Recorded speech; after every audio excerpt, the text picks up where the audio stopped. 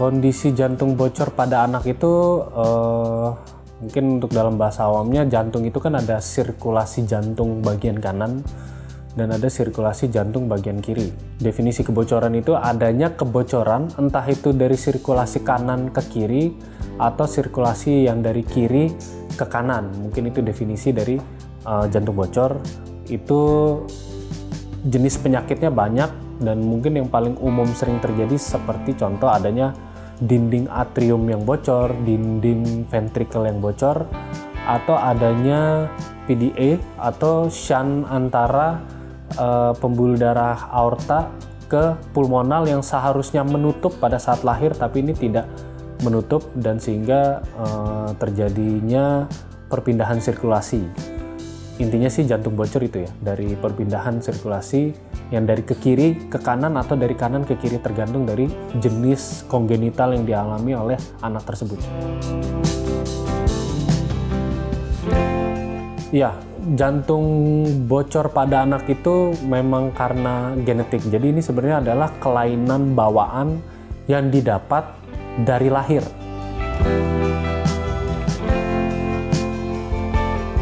Ya, gejala jantung bocor itu bervariasi tergantung dari jenis kebocorannya. Kita sebutnya ini penyakit jantung bawaan pada anak ya. Jadi ada penyakit jantung bawaan pada anak itu ada yang biru, ada yang non biru. Jadi kalau yang non biru ya seperti orang normal, karena saturasi oksigen itu masih relatif bagus di atas 95%. Ada penyakit jantung yang biru, artinya ini kadar oksigen dalam anak tersebut itu sudah turun, kadang ada yang 60%, ada yang 70% sampai bikin dia menjadi biru. Kemudian gejala-gejala lain yang paling khas itu adalahnya lung overflow atau misalnya darah yang terlalu banyak mengalir ke paru-paru. Jadi itu gejala yang muncul seperti batuk pilek, sesak napas, demam, dan ini sifatnya bisa berulang kali, bahkan dalam 1 bulan tuh bisa terjadi berkali-kali. Nah, baik untuk penyakit jantung yang biru maupun non biru ini, dua-duanya tuh kalau misalnya dalam keadaan yang berat, yang pasti terjadi itu adalah gagal tumbuh. Jadi berat badannya tuh naiknya tuh tidak normal, tidak mencapai target. Kemudian kecerdasan tubuh kembangnya ya, intelijensianya tuh tidak berkembang sesuai dengan umurnya. Nah, itulah gejala-gejala. Jadi kita mesti lihat dulu, ada yang biru, ada yang non biru, ada yang batuk pilek panas berulang dan sesak dalam 1 bulan bisa kejadian berkali-kali. Tapi yang pasti dari dua ini yang terjadi akan menghambat tumbuh kembang dari anak itu sendiri. Jadi ketika gejala-gejala ini ditemukan, kita bisa mencurigai bahwa mungkin ini sudah terjadi, memang terjadi penyakit jantung bocor pada anak atau penyakit jantung bawaan. Bisa, jadi ada istilahnya USG jantung ya, ekokardiografi fetal. Jadi ketika janinnya sudah di usia sekitar 6-7 bulan itu kan organ jantungnya itu kan sudah mulai terbentuk secara kita normal ya, dan dari situ kita sudah bisa mendeteksi itu jika melakukan USG jantung fetal, dan itu kita bisa deteksi dari sebelum kelahiran.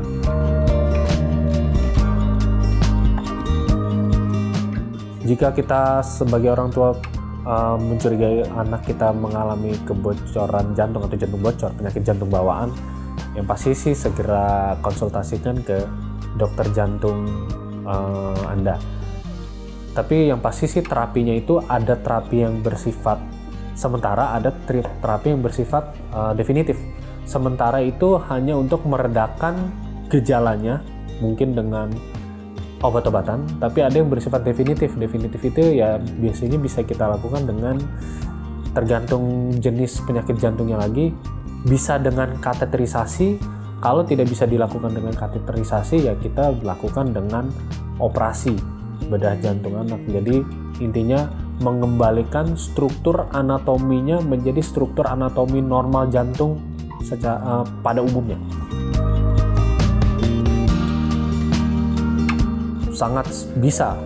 semakin cepat kita deteksi, chance untuk sembuh totalnya akan semakin tinggi.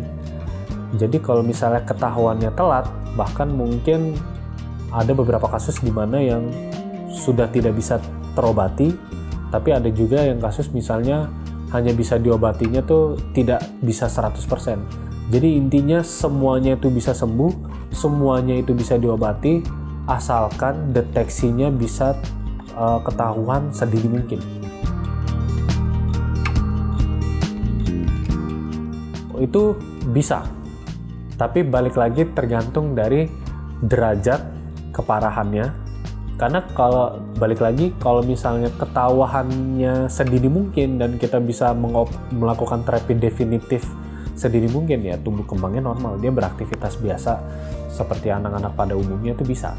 Tapi kalau misalnya ada beberapa kasus yang misalnya ketahuannya telat dan kita tidak bisa memberikan terapi yang definitif, ya otomatis kan itu kan dia akan membawa sedikit cacat pada jantungnya kan.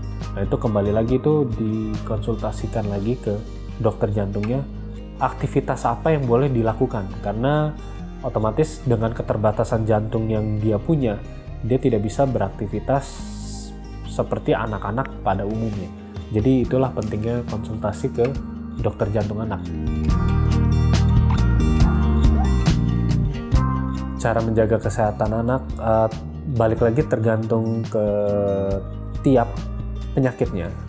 Intinya kalau misalnya kita bisa mendeteksinya sedini mungkin dan kita lakukan kateterisasi atau operasi jantung sedini mungkin, maka itu akan baik untuk anak itu sendiri, karena tumbuh kembangnya akan bisa normal seperti anak-anak pada umumnya. Tapi kalau misalnya ketahuannya itu telat, tumbuh kembangnya itu akan sedikit terganggu, karena kita tahu di 5 tahun pertama itu adalah, terutama 2 tahun pertama ya, itu adalah golden period tumbuh kembang dari anak itu sendiri. Jadi bagaimana cara menjaganya? Ya satu, kalau misalnya memang sudah ketahuan, kalau kita sudah mencurigai ada penyakitnya, ya segera konsultasi ke bagian jantung. Dokter jantung anak sudah cukup banyak di Jakarta. Kalau sudah dilakukan terapi definitifnya, entah itu kateterisasi ataupun operasi, ya tetap harus kontrol rutin sama dokter jantungnya. Karena ada yang bisa lepas obat, ada yang harus dengan menggunakan obat seumur hidup.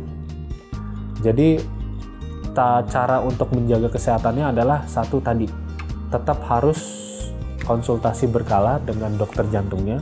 Yang kedua, ya diterapkan yang seperti mungkin sering diajarkan di berbagai macam media platform parenting, seperti pemberian nutrisinya harus baik, kemudian mengajarkan kognitif dan kecerdasannya juga dengan baik. Intinya adalah, saya tidak bisa menjelaskan detail, intinya adalah tetap fokus di tumbuh dan kembangnya.